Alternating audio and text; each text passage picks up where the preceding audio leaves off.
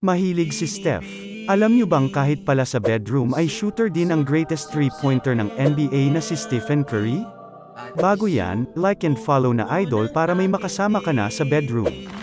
Hindi lang pala sa court nang gigigil ang superstar ng Golden State Warriors.